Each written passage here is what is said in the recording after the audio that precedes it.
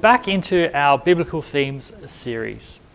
The last installment that we had in this series was on the law. And in that message, I spoke about the Torah not being a law book, but rather a story. I also mentioned that by understanding the Torah as instruction rather than law, we would be able to see God's wisdom and true character. Well, today I want to speak about the ancient Hebrew view of law or rules that was contained in the Torah, and these are known as covenants. Israel understood the law given to them as terms required for a relationship with God. The law or commandments of God were, for the people of Israel, a covenant. And another way to understand that is relational terms. That is, the laws, as we would call them, were more like the mutual expectations between a couple who were about to marry. For example, there is no current law in Australia that legislates against infidelity.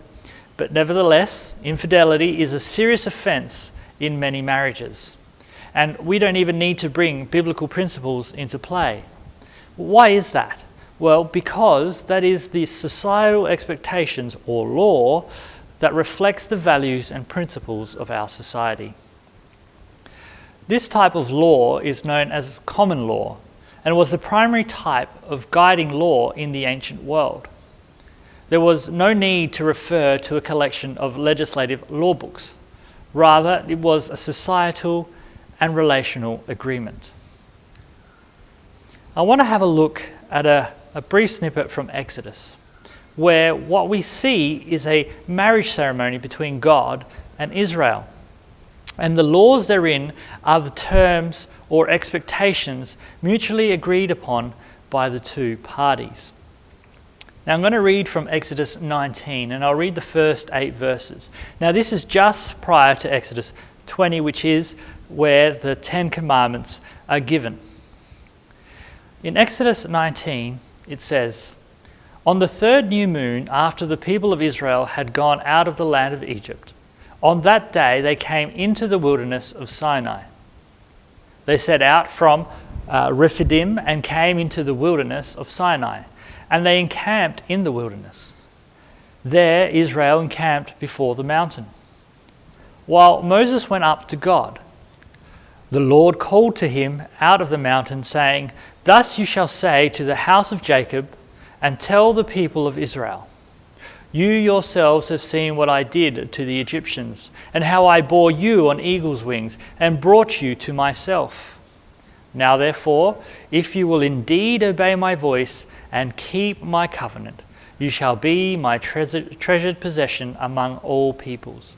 For all the earth is mine, and you shall be to me a kingdom of priests and a holy nation. These are the words that you shall speak to the people of Israel.' So Moses came and called the elders of the people and set before them all these words that the Lord had commanded him. All the people answered together and said, 'All that the Lord has spoken, we will do.' And Moses reported the words of the people to the Lord." All that the Lord has spoken, we will do. These were the words of the people of Israel as they accepted the covenant relationship with God. This is the equivalent of the "I do" in the modern marriage ceremony.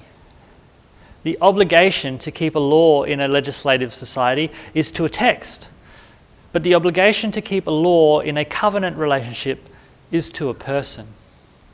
And this is the greatest difference. In a legislative system, the result for breaking the law is, well, a punishment. The result of breaking the law in a covenantal system is a breaking of that relationship. This helps to understand sin in a different way. Helps us to understand sin as the transgression of the law instead of as a legislative transgression. It helps us to understand it in a relational manner. It conversely affects how we understand salvation. See, sin leads to a breakdown in relationship with God. And salvation restores that relationship with God. It is then not a legal penalty due, but a relational one. And this is why sin is also often presented to us as adultery in the Bible. The people of God committed adultery against God. And this is why Jesus is presented as a bridegroom preparing a bride for a marriage supper. For us today, the Torah is an essential body of text that demonstrates the wisdom of God and the will of God. God calls us to a life of faithfulness, and that takes many shapes and forms. But in simple terms, he asks us to be his partners in his world, living in the fullness of his love that he constantly shares and gives us. As we journey through life, we should seek to be honoring to God, honoring God's will in every decision that we make. As God's bride, we can bring him great honor through our actions and words, or we can bring him great shame. When we walk in accordance to his ways of justice, love, and mercy, we bring light into the world that helps the lost see our God. When we walk against his ways, we bring shade and darkness, leading the lost further away from our God. The application of God's ways in our day-to-day life is made easier when we are well acquainted with the Torah, when we can draw upon the stories in these books and bring them to bear in our lives. Israel failed to keep the law because they pursued it in the flesh, by works. That is, they were only seeking to keep the letter of the law. It was moralistic, it was not personal, and it was not faithfulness to God. When we think of the law of God, let us think about the guiding principles that God has gifted to us for a peaceful and blessed life of partnership with God, all of which have been demonstrated to us in the person of Jesus Christ, who is the Torah personified.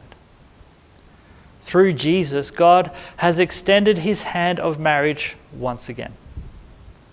When Jesus used the Last Supper with his disciples to institute a new covenant, one where he promised to lay down his life, pouring out his blood, allowing his body to be broken. By doing this, he would defeat the power of sin and death that keeps us from being in relational terms with him.